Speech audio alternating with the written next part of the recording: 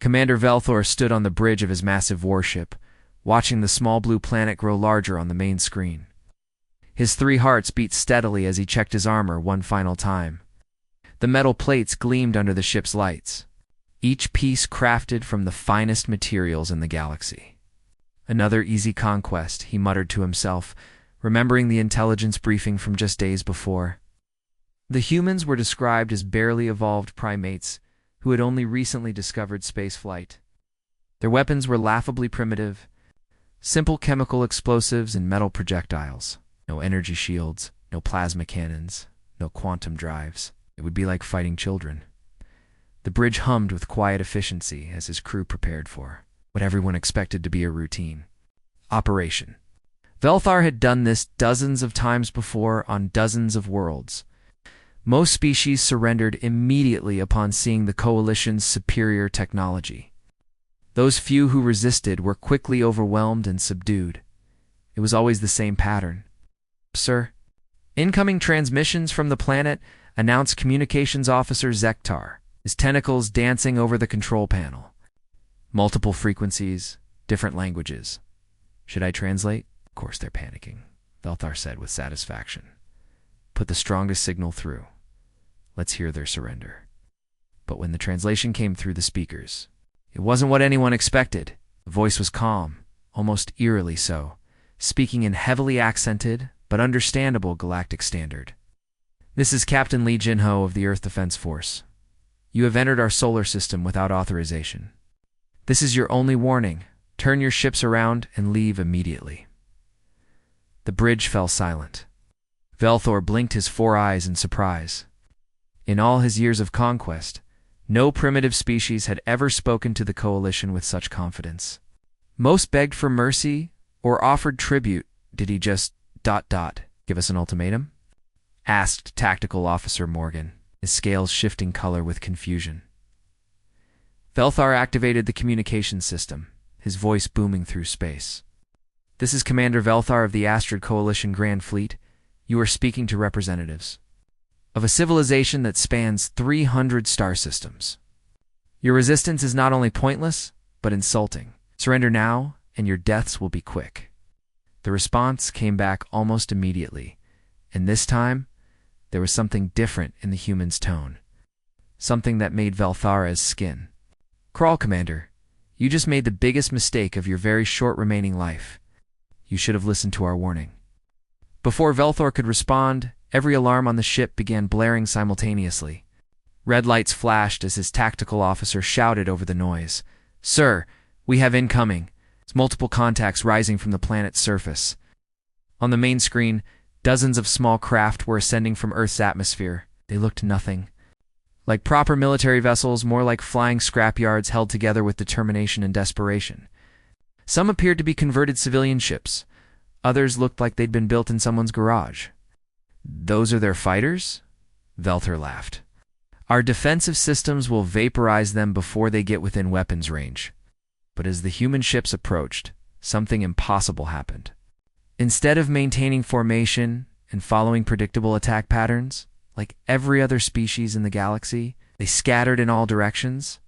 Some flew in spirals, others zigzagged randomly, and a few actually flew backwards while firing. "Sir, targeting systems can't get a lock," reported Weapons Officer Talanos.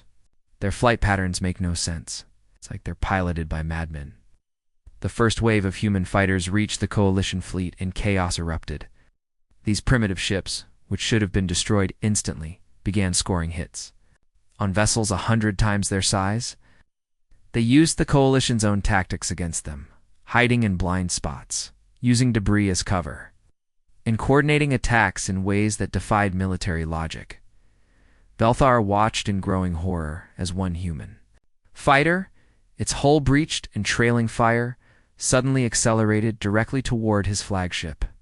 The pilot's name appeared on his scanner, Park Dongmin. "It's going to ram us," someone screamed. "Impossible. No rational being would sacrifice themselves like that," Velthar said.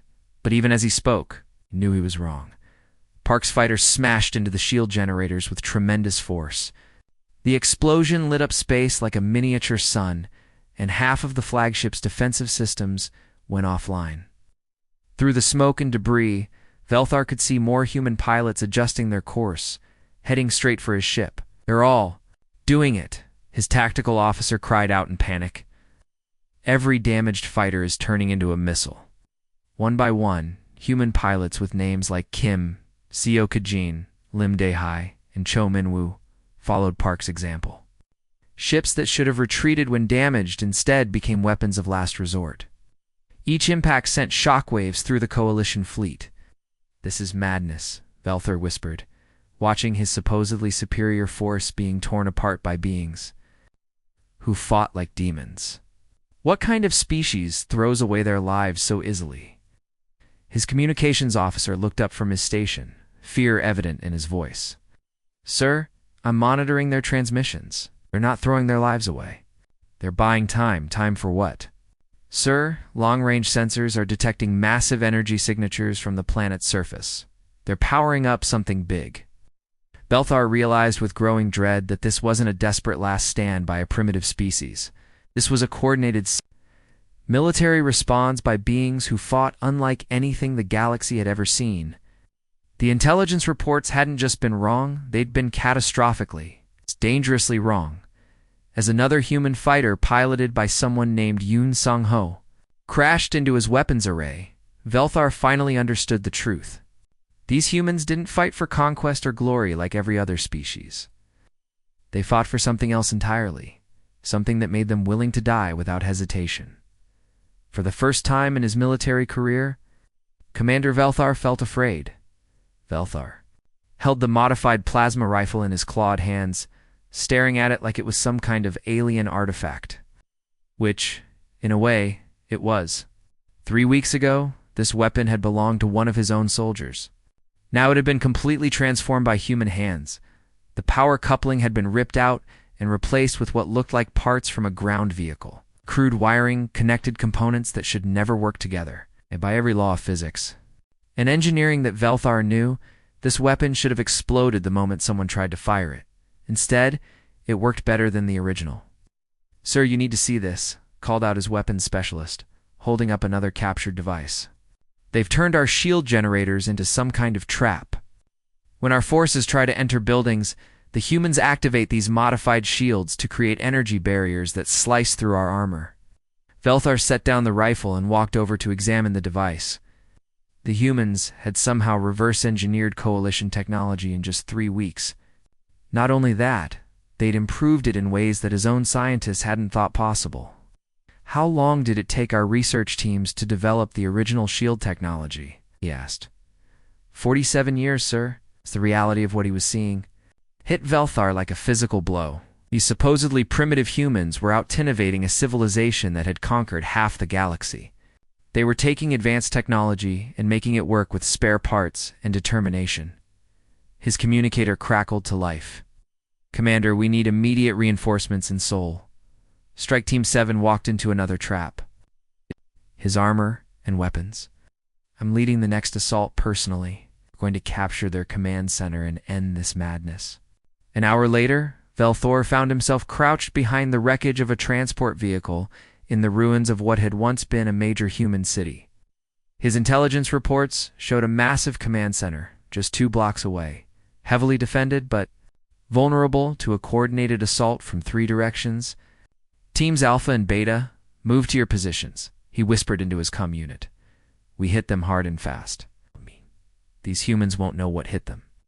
But as his forces advanced through the rubble-filled streets, something felt wrong. The city was too quiet. There should have been human defenders, resistance fighters, someone trying to stop them. Instead, there was only silence. "Sir, I'm getting strange readings," reported his scanner operator. "These buildings. Energy signatures don't match our intelligence reports." It's when Velthar realized they'd been walking into a trap. From the moment they'd entered the city, the building they thought was a command center was actually empty. The real command center was underground, and they were standing right on top of it. The ground beneath them exploded upward as human soldiers emerged from hidden tunnels. They weren't using standard military tactics, instead of forming defensive lines. They scattered in all directions, each group moving independently, but somehow perfectly coordinated. Leading the assault was a human female whose name tag read Kim Sora. She couldn't have been more than 30 years old, but she moved through the battlefield like she'd been fighting wars for centuries. Her team used a combination of coalition weapons and human technology that should have been impossible to coordinate. Fall back. Velthar shouted as his forces were cut down around him. Kim Sora had somehow predicted every move they would make, positioning her fighters exactly where they needed to be. As Velthar's team retreated in chaos, he caught sight of something that made him stop in his tracks. One of Kim Sora's soldiers had been hit by plasma fire and was lying motionless in the street. Instead of leaving him behind, 3 other humans immediately broke off their attack to retrieve their fallen comrade, even though it put them in terrible danger. They're sacrificing tactical advantage to save one soldier, Velthar muttered to himself. That's not logical, but somehow it worked.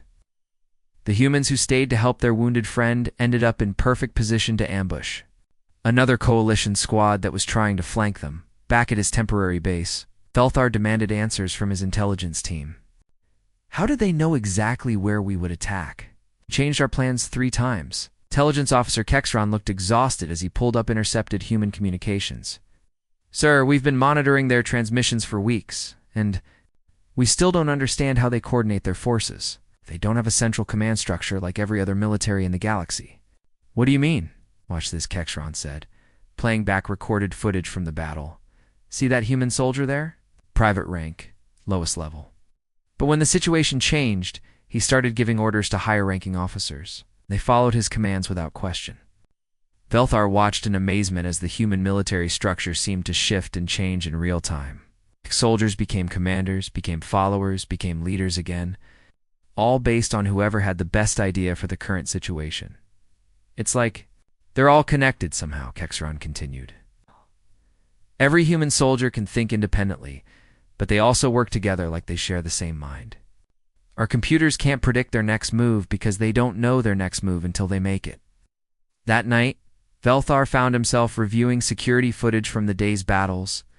Trying to understand what he was seeing, one recording made him pause and replay it several times. The footage showed Sergeant Choi Min-ho, human medic, in the middle of an intense firefight. 3 coalition soldiers had been wounded and were trapped in an exposed position, taking fire from both sides.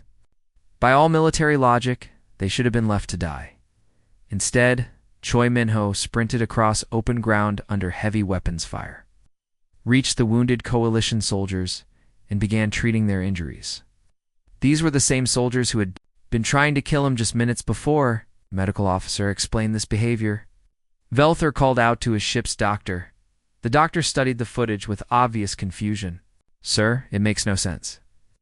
He's risking his life for enemy combatants. He gains nothing from this action. If anything, he's helping the forces that are trying to destroy his species. But as Velthar watched Choi Min-ho carefully bandage a coalition soldiers' wounds while laser fire exploded around them, he began to realize something disturbing. The humans weren't just fighting a war, they were fighting for principles that his species couldn't even comprehend. Later that night, Velthar received reports that changed everything he thought he knew about warfare. The 3 coalition soldiers that Choi Min-ho had saved were now refusing to fight against humans. Not because they were afraid, but because they'd seen something in that human medic that made them question everything they'd been taught about this supposed primitive species. Sir, his communications officer announced quietly, we're receiving surrender requests from our own forces. Velthar realized with growing horror that the humans weren't just winning through superior tactics or technology. They were winning by being something that the galaxy had never seen before, warriors who fought with compassion, soldiers who saved their enemies, and fighters who somehow made their opponents want to stop fighting for the first time since the invasion began. Velthar wondered if the coalition had made a terrible mistake. The building shook violently as another explosion rocked the city of Busan. Velthar pressed himself against the concrete wall, feeling dust and debris rain down on his armor.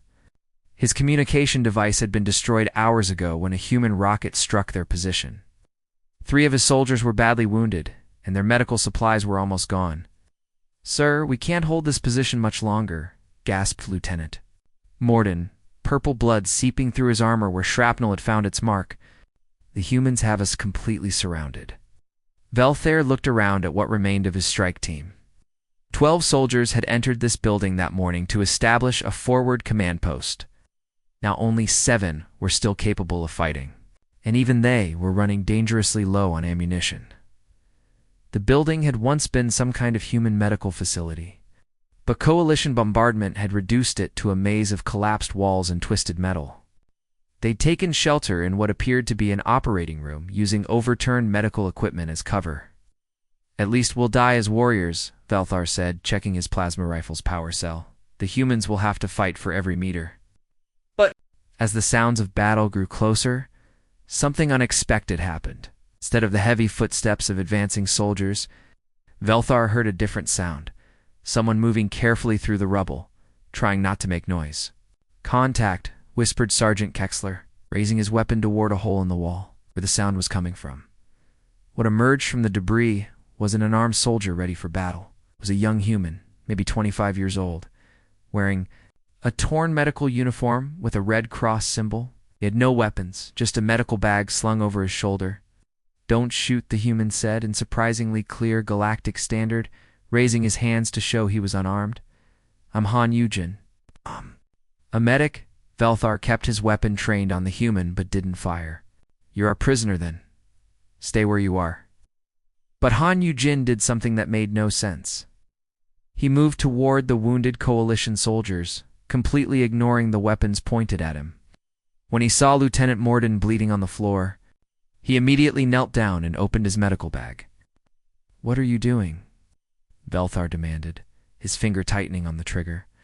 "Your soldier is going to die if I don't stop this bleeding," Han replied, already examining Mordena's wounds. "Please, let me help him."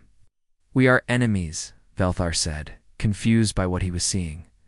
"Why would you help us?" Han looked up at him with eyes that held no hatred, no fear, just determination. "Because he's hurt, that's reason enough."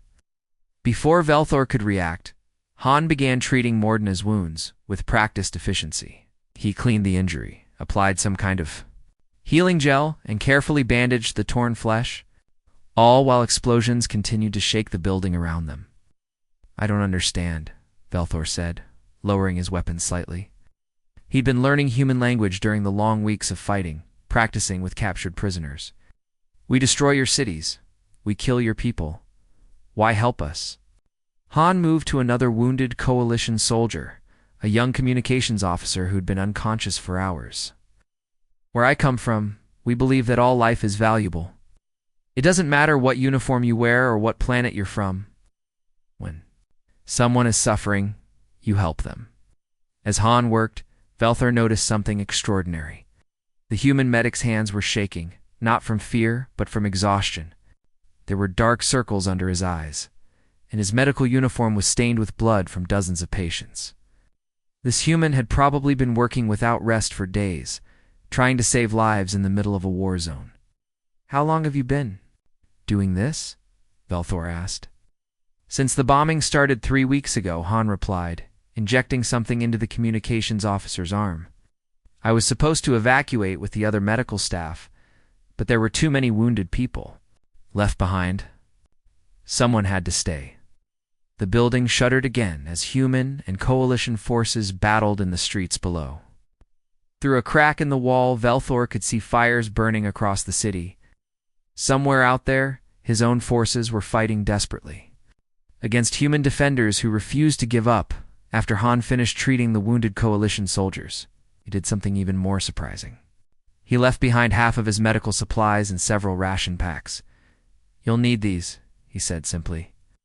"Your soldiers should recover, but they'll need rest and food." As Han prepared to leave, Velthar called out to him. "Wait, how do we know you won't tell your forces our position?" Han paused at the hole in the wall. "Because this building is marked as a medical sanctuary. Your wounded are safe here. My people won't attack it." Medical sanctuary? Something humans do during wars. Certain places become neutral ground, where only healing happens.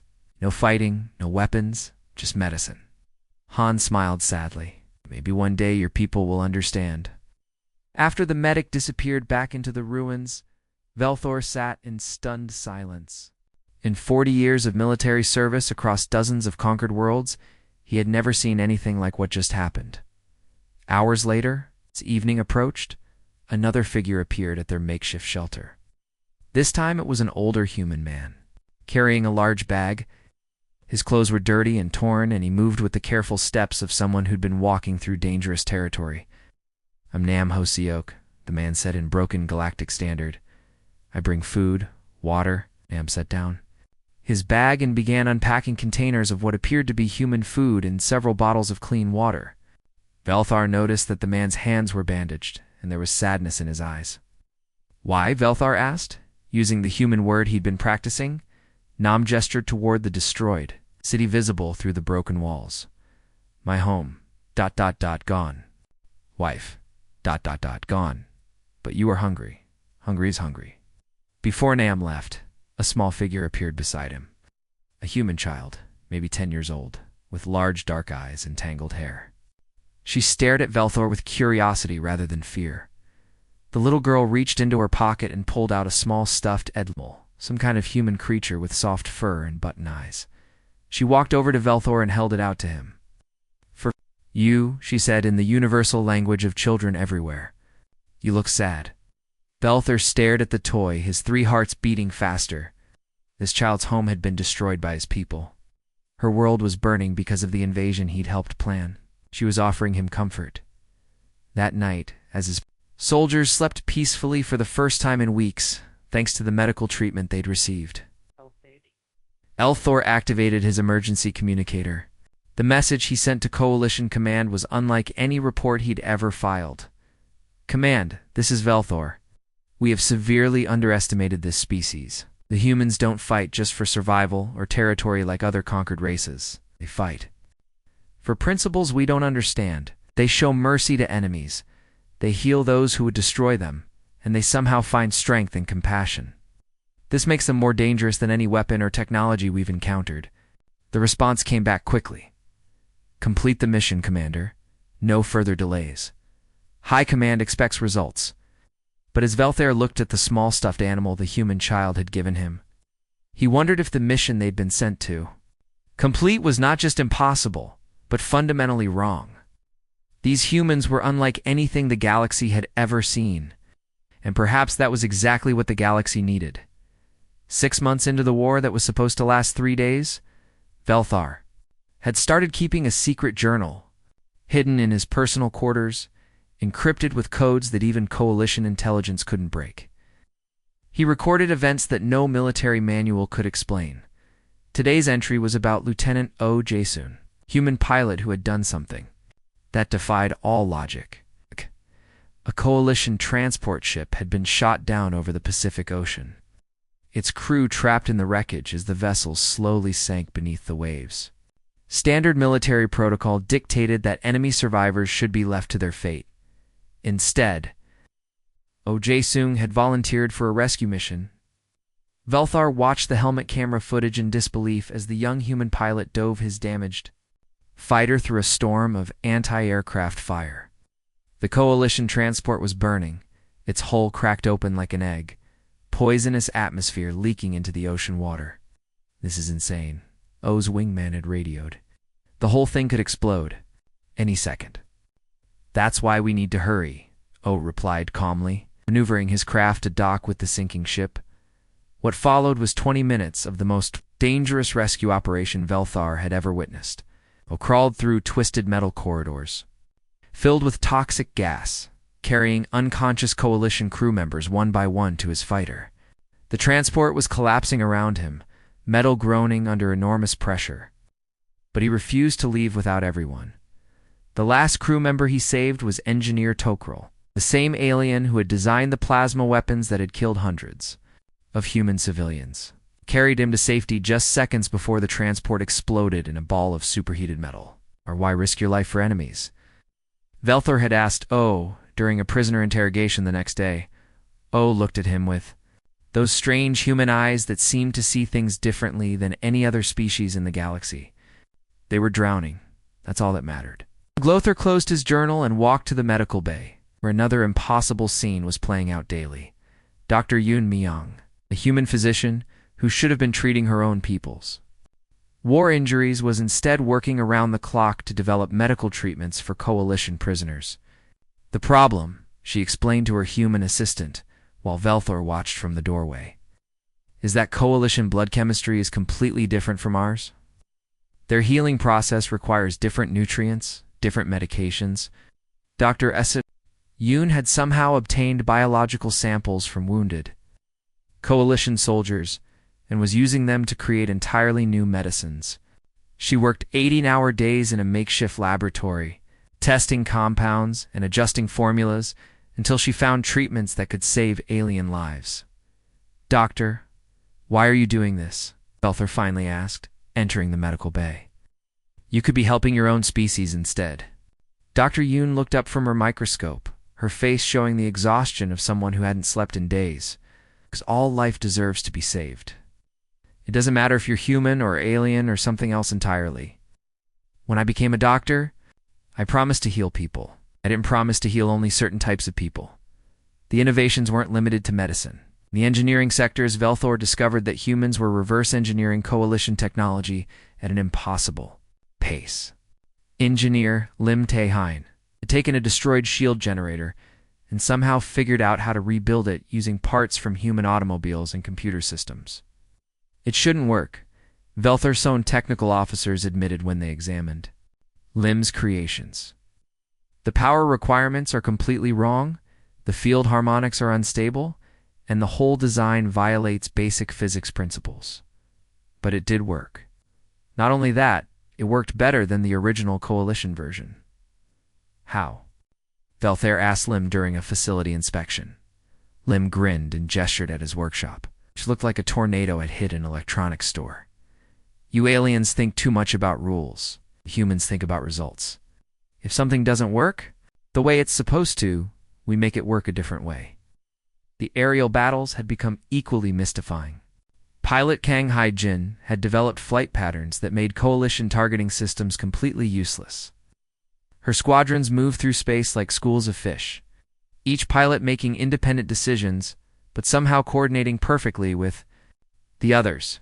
"She's flying backwards while shooting forwards," complained Coalition Flight Leader Vexstar after another humiliating defeat. "Her wingman is spinning in circles while maintaining perfect aim. None of this makes sense, according to combat doctrine." "Maybe that's the point," Velther replied, watching footage of Kong's latest battle. "They're not following our doctrine. They're writing their own." The revelation that changed everything came during a prisoner exchange meeting. Coalition Command had agreed to trade captured humans for Coalition soldiers, a routine diplomatic procedure that happened in most wars. General Song Woo-jin represented the human side. He was an older man with gray hair and intelligent eyes, dressed in a simple military uniform that had seen better days. Despite being a prisoner for months, he carried himself with dignity and showed no signs of the broken spirit that usually characterized defeated enemies. "Your terms are acceptable," Song said, reviewing the prisoner exchange agreement. "But I have a question for you," Commander Velthor asked. "Why are you fighting this war?" The question seemed simple, but Velthor found himself struggling to answer. "For the expansion of the coalition, for resources, for territory that will benefit our people." Song nodded thoughtfully. "And you believe this is worth the cost? The lives lost? The destruction? The suffering?" "Conquest requires sacrifice," Velther replied, repeating words he'd heard in military academies across the galaxy. "The strong survive, the weak are absorbed. It's the natural order. Your species fights for resources, territory, dominance," Song said quietly. "Things you can measure and count and divide among yourselves. We fight for something different." "What?" "Fight for the idea that beings should be free to choose their own destiny. That no one has the right to force others to live according to someone else's vision. Can't defeat an idea with superior firepower, Commander." Velther felt something shift inside his mind. Your people die for abstractions, for concepts that have no physical form. Song smiled, but there was sadness in his expression. Our people live for them. That's the difference. When you fight for things, you stop fighting when those things are gone. When you fight for ideas, you fight until the ideas become reality. That night, alone in his quarters, Velthor began writing a different kind of report. Not the sanitized battle summaries that Coalition Command expected, but a real record of what was happening on Earth. Someone needed to document what humanity really was before it. It was too late. He wrote about O.J. Soon risking his life to save drowning enemies. About Dr. Yoon working to heal people who should have been her opponents. About engineers like Lim who solved impossible problems through creativity and determination. About pilots like Kong who rewrote the rules of combat through pure innovation. But mostly he wrote about the conversation with General Song and the terrible realization that the Coalition might be fighting a war they could never win. Not because humans had better weapons or superior technology, but because they were fighting for something that made them stronger than any military force in the galaxy, as Velthar wrote. Why did if his report would ever be read by anyone? Who could understand its importance? The humans had shown him that there were ways of being strong that the Coalition had never imagined. And that knowledge was going to change everything. The turning point came on a rainy Tuesday morning when Coalition High Command received a transmission that changed the course of galactic history. It wasn't a surrender from Earth or a plea for mercy. Instead, it was Velthor's secret report, leaked by sympathetic officers who had grown tired of watching their friends die in an unwinnable war. The report spread through Coalition networks like wildfire. Military commanders read about humans who saved their enemies. Politicians learned about a species that fought for ideas instead of resources. Scientists studied documentation of impossible innovations created from scrap metal and determination. Within 72 hours, 3 Coalition member worlds had withdrawn their forces from the Earth invasion. Within a week, protests erupted on 17 different planets as Coalition citizens demanded answers about why they were fighting a war against people who healed their wounded. Admiral Kreektel, Supreme Commander of Coalition forces, found himself in an emergency session with the Galactic Council. The holographic chamber buzzed with angry voices from hundreds of worlds as representatives argued about the future of the war. The human resistance is costing us more ships every day, reported military advisor Zonter. Our casualty rates are unprecedented. Worse, our own soldiers are beginning to refuse orders. Refuse orders? Admiral Kreektel demanded. That's impossible. Sir, yesterday an entire battalion laid down their weapons rather than attack a human medical facility. They said they'd seen too much evidence that humans were more civilized than we are. The debate that followed lasted 18 hours and ended with a vote that shocked the galaxy. The Coalition Council, for the first time in its 1,000-year history, voted to end a conquest, not because they couldn't win, but because they realized they shouldn't win. The ceasefire began at midnight, Earth Standard Time. Across the planet, human fighters emerged from their bunkers to see Coalition ships powering down their weapons. Instead of the final assault everyone expected, white flags appeared on alien vessels. Velthor found himself appointed as the primary liaison between the Coalition and Earth. It was a job he never wanted but somehow felt destined for. He'd seen too much, learned too much, to ever go back to the simple certainties of his old military life. The peace negotiations took place in Geneva, in a building that had somehow survived months of orbital bombardment. Velthor sat across from General Song Woojin, the same human who had challenged his understanding of why wars were fought. You kept your word, Song said, reviewing the ceasefire agreements. Your ship stopped firing exactly at midnight. Your people taught us that. Keeping promises matters, Velthor replied, even promises made to enemies. 5 years later, Velthar stood in the Great Assembly Hall on Galactic Station Prime, preparing to address representatives from over 400 worlds. Wore the blue and gold robes of a Coalition diplomat, but around his neck hung a small medallion, the stuffed animal that human child had given him during the Battle of Busan, now preserved in crystalline resin. Honored delegates, he began, his voice carrying across the vast chamber. I stand before you today not as a military commander, but as a witness to the most important discovery in galactic history. The chamber fell silent, every eye whether compound or single, human or alien, focused on Velthor As he began to tell the story of humanity, he spoke of Sergeant An Ji-hoon, who had died shielding Coalition prisoners from angry human civilians who wanted revenge for their destroyed homes. An had taken 3 plasma bolts to the chest, rather than let anyone harm aliens who had surrendered. He told them about teacher Park Min-yoon, who had turned a bombed-out school into a shelter for alien refugees. Despite losing her own family in the war, she had spent her days teaching Coalition children how to read human languages, and her nights helping them write letters to families on distant worlds.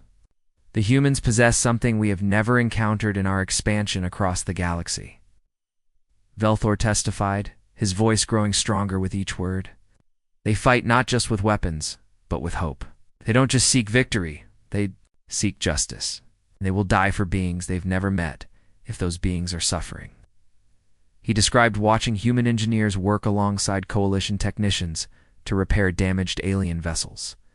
He talked about human doctors who had developed new medical techniques by studying alien physiology, not to create better weapons, but to save more lives. We came to Earth expecting to find another primitive species ready for conquest, Velthar continued. Instead, we discovered teachers. The humans didn't just defend their world, they expanded ours. They showed us that strength isn't about having the biggest weapons or the fastest ships. Real strength is having the courage to be compassionate when everything tells you to be cruel. The vote was unanimous.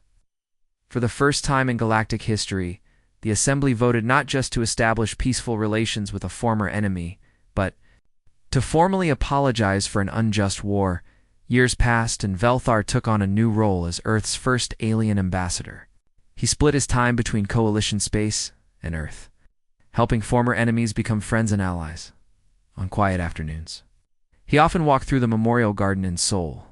The garden was unlike any war memorial in the galaxy. Instead of celebrating victory over enemies, it honored the fallen from both sides equally. Coalition names were carved alongside human names. Friends and enemies united in death and remembered together in life. Human children and alien children played together. In the shade of memorial trees, their laughter echoing off monuments that told stories of sacrifice and redemption. Velthar watched them and marveled at how quickly the young adapted to peace. A group of young Coalition military officers visited him regularly. Eager to hear stories about the human war, they came expecting tales of glorious battles and tactical innovations. Instead, Velthar told them about courage that had nothing to do with fighting. "Commander," one young officer asked during a recent visit, "what was the most important lesson you learned from the humans?" Velthar considered the question as he watched human and alien children sharing toys in the Memorial Garden. "We came to conquer a planet," he said finally. "Instead, we discovered what it truly means to be alive. The humans taught us that the universe is bigger than we ever imagined. Not because of the distances between stars, but because of the distances we can travel in our hearts." The names Lee Jin-ho, Kim Sora, and Han Yujin were now taught in Coalition military academies throughout the galaxy. Not as enemies who had been defeated, but as examples of the highest ideals of service and sacrifice. Young alien officers studied human tactics not to defeat them, but to learn from them. The war that was supposed to last 3 days had changed the galaxy forever. Humanity had won not through superior firepower or advanced technology, but through something far more powerful, the simple belief that all life deserved dignity, respect, and the chance to choose its own destiny. As the sun set over Seoul, painting the Memorial Garden in shades of gold and amber, Velthor reflected on the greatest truth the humans had taught him. The universe was vast and full of wonders, but the greatest wonder of all was the capacity for former enemies to become friends, for warriors to become healers, and for hate to transform into hope. The children's laughter continued as darkness fell, a sound that carried across the city and up to the stars, where Coalition and human ships now flew together as partners in the greatest adventure of all. Building a better tomorrow. The end.